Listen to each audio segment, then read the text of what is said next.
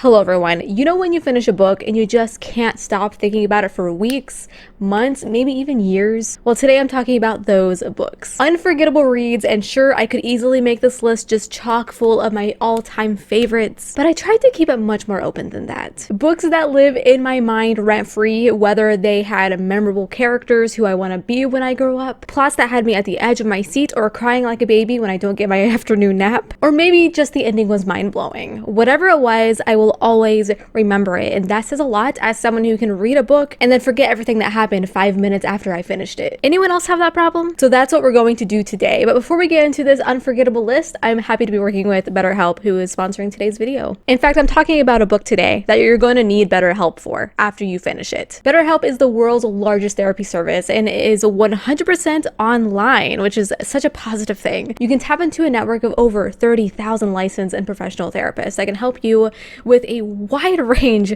of issues. And I know personally getting started was honestly the hardest part of therapy, as someone who literally dreaded even opening up YouTube for like the first half of the entire year. And that's why it's awesome that BetterHelp makes it so easy to begin. You just answer a few questions about your needs and your preferences for therapy. That way BetterHelp can match you with the right therapist for you from their network. And then you can talk to your therapist however which way you feel the most comfortable, whether that's through text, video, or phone call if you're brave enough to do that.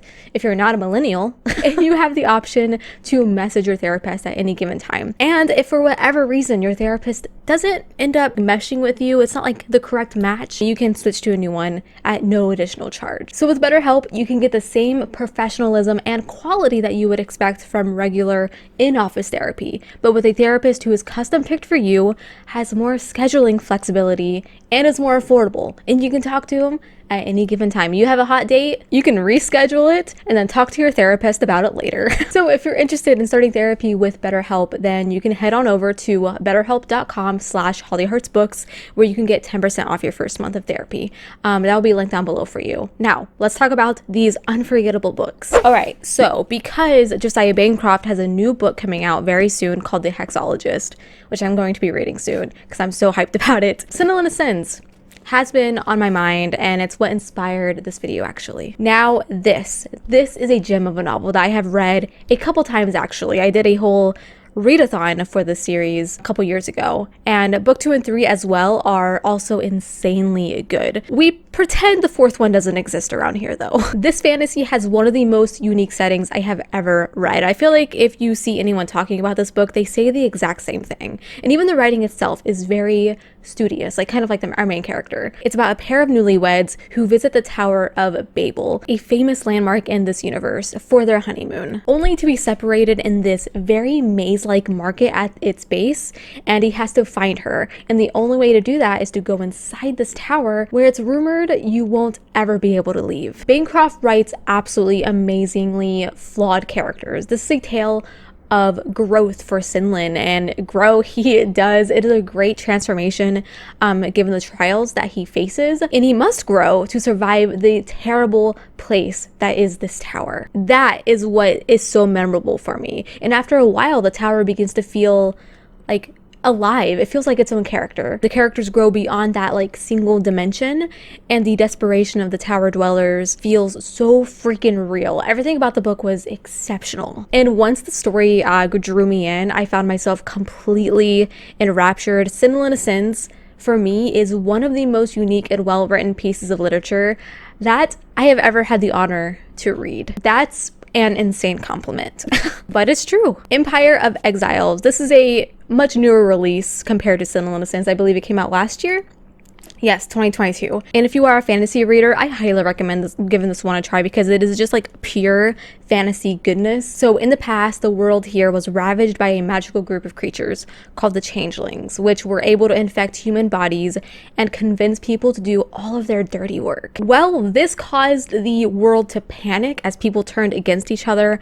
So everyone went into this one country, all the surviving exiles, and they built this wall made out of salt, because that's the Changelings' weakness, and that's kind of where this book takes place. This like melting pot of creatures and cultures, and we see the conflicts that occur because all of these people are now living together, and things take even more of a turn when these higher ranking officials are murdered, and no one knows who did it. The politics and magic going on in this world was really, really fun to witness, and I thought it was so well done in my opinion. The author made it addicting to read. If you like epic fantasy mixed with mystery, fantasies full of like multi-humanoid characters, you should definitely pick this one up. There's magical libraries, ancient artifacts, also diversity. As like I said, like everyone is living under one roof essentially. This one was a real winner for me.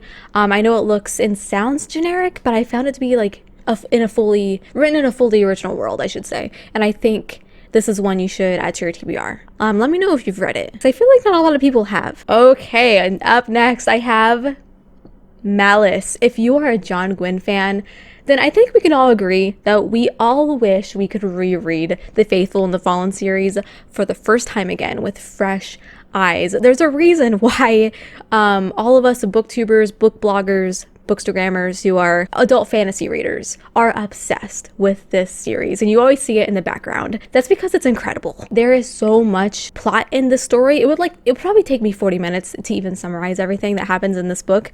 Let me basic bitch-size this.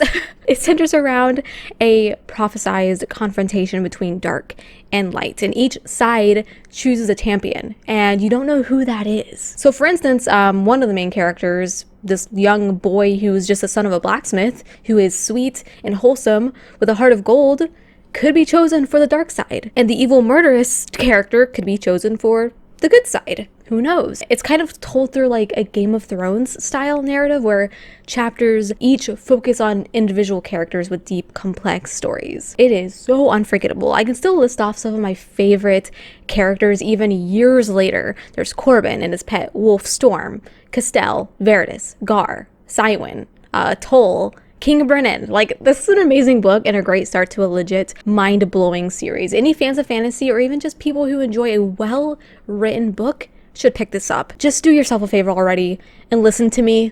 Give this a try. I'm very excited to be talking about this one because I haven't talked about it in a while, and that is the Sardis Thief. I decided to add this one to this list very last minute because I followed along with the audiobook, which is a full cast, by the way, and really well done.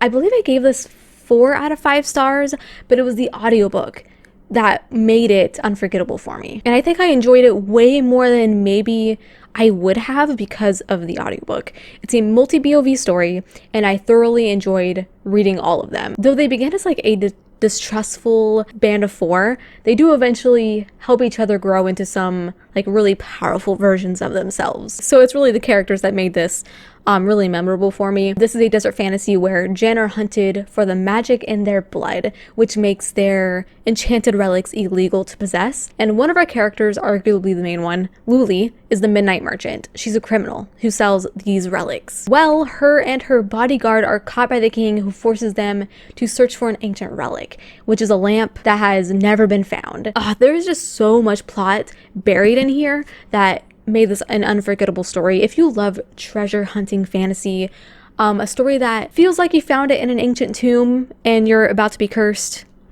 highly recommend. Theft of Swords. I was absolutely late to the party for this one. I read it for the first time last year, but that don't matter. I finally read it and the hype is real, and it was totally an unforgettable read. It's over 600 pages. Look at this thing. It's a little chonky boy, and I flew through it. It's amazing. I'm not going to talk too much about the plot here because I feel like everyone's read it, but just in case you haven't, I'm going to convince you. We follow 2 thieves, but they aren't your normal thieves. They work for nobles. Also, they totally have a bromance.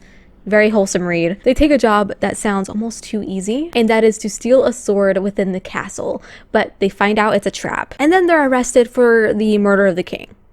So because of that, the princess hires them to kidnap her brother, thinking she'll save him from the same fate as her father. And the story goes from there, following all kinds of twists and turns. I really, really enjoyed the characters. One of my favorite characters in literature, actually. There's a big cast, and the author finds a way to connect all of them. It's really humorous. Some of them have so much personality, and it was so fun being in this world with them.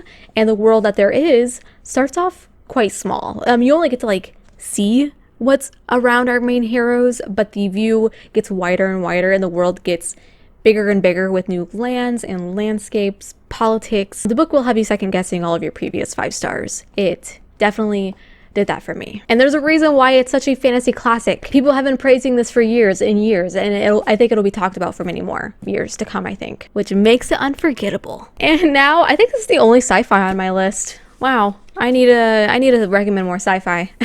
The world gives way. This is an emotionally packed adult sci-fi. If you want to question like every moral decision ever or how you spend your time living, this is the book that will put you in a crisis. The uniqueness of this novel reminded me of Senlin Sins, actually.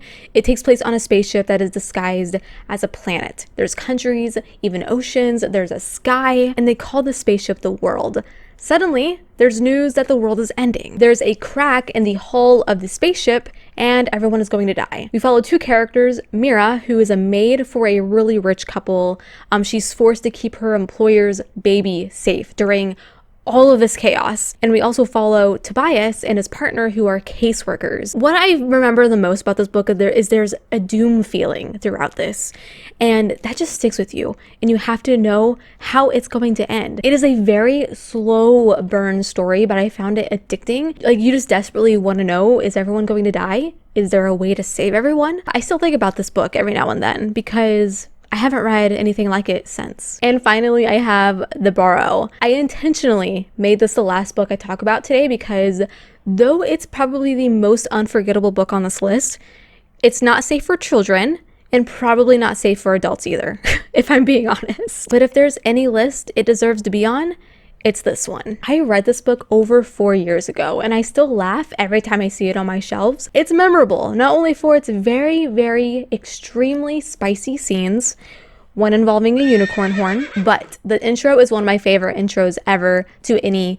fantasy novel. It's a high fantasy, erotic book following a crew of scoundrels who discover this map that supposedly leads to this legendary sword, and it's buried in a tomb of a long dead wizard.